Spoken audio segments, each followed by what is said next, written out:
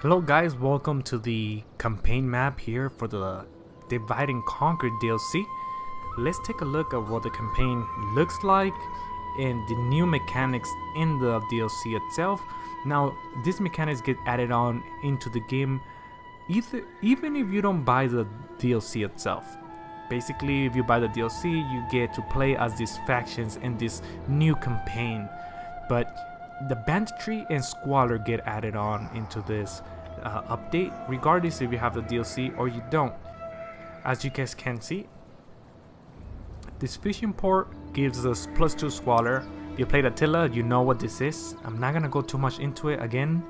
Pretty much different buildings give you squalor, and you're gonna have to compensate that with other different buildings that give you sanitation and technologies, and I believe maybe even some generals and agents are going to help out with sanitation, which will get rid of squalor.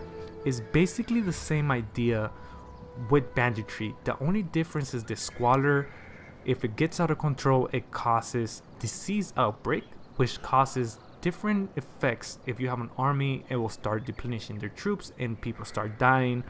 Same thing with the settlements. And for banditry, different effects get applied, such as if you have banditry and your food supply, you're going to lose food, which will cause you to go negative, and public order will go bad, and such things like that. It's not always food supply, sometimes it takes your money, and different effects get applied when it gets out of control and there's too much banditry. That's pretty much banditry and squalor that gets added on to Rome 2. Now let's talk about the main thing and the biggest thing that gets added on. It adds a whole new layer to how campaigns are going to be played, and that is the political options here. Rome has 4 different factions. Well, this Rome actually has 3. Yours, this is the Patriarch Council, and then Very Agree. Basically, red, blue, and green to be, keep it simple. So basically, these factions are fighting to get power in the Senate. So basically, the empire is divided within factions, right? You got your own faction which owns this area, you get the blues which own that area, and the green which own that area. But if a rebellion was to happen, this will switch and they will become rebels. So you gotta keep an eye out into the generals, and it makes more of a dynamic campaign, a new layer of politics, since the family tree was so intriguing and so it was just awesome to, it hurts you when your general died and such. They try to recreate something like this, but with politics. And as I've been playing around, I'm actually looking into it. Definitely feels like politics, like ancient politics. And it does matter where they are in the map, the battles they fight, and it's just awesome they how to implement this. I hope they do it again. I'm cool with politics. I like politics before. I thought they were interesting, but now it just makes it so much better with the fact that get divided in different provinces here. It's just awesome. Let's just look at the map real quick. The map, the way it looks, is just bigger empires fighting off each other in the beginning of the campaign, as opposed as the regular grand campaign, where you have basically a lot of small factions growing. Here you have bigger empires already with a lot of territories fighting each other, which makes the starting off of the campaign very interesting. And you have options to start off as a big empire like this, or you have options to start off like a small empire like Saxony and get that one settlement and start spreading. So that's pretty much all there is into this new DLC. Also, another thing about DLC that I didn't talk about is the generals here, for example, have this color to them that signifies who they are in the faction and what faction they belong to. That way you can see, okay, this guy, he is my faction leader. If I go and conquer more stuff with them, that specific faction is gonna grow stronger, which will be these guys here, and the stronger I get, the more power I will get in the Senate. Different parties have traits that you have to keep an eye out, and this is how you know how you keep them loyal. For example, let's just go real quick into one of them. +2 loyalty for every province that brings more than 5,000. So if you want to keep them happy, you want to think about doing that. And as you move forward in the campaign, you're gonna start juggling with this loyalty here. If it gets too bad, they will break off and start a rebellion. I think that's cool. You also can secure loyalty or purge, basically. I played one time and these guys, one of them went to a rebellion, and it actually wiped out the faction, and I only had 2 parties in my campaign from there on. I don't know if that happens every time, but that's what happened to us. Another thing you can do, which I love, is that you can switch between Empire, Republic, and other factions have different government types. And sometimes, just for the sake of role-playing, sometimes you want to be an empire, sometimes you want to be a republic, sometimes you want to be a kingdom because you want to be a king. And just for the sake of role-playing, I think it's cool, even though sometimes the effects here won't be too pleasing for you to switch. But if you're like me, sometimes you don't want to be empire, I want to be a republic just for the heck of it, you can do that now, and I think that's awesome. Other than that, I do want to mention 2 things. I am playing with Divided Impera. I'm playing with a few different mods, so the campaign is not gonna look like this. When it comes to the design of the land here, it's gonna be more flattened. I do have the Attila textures on this. That's pretty much it, guys. Let me see if I missed anything.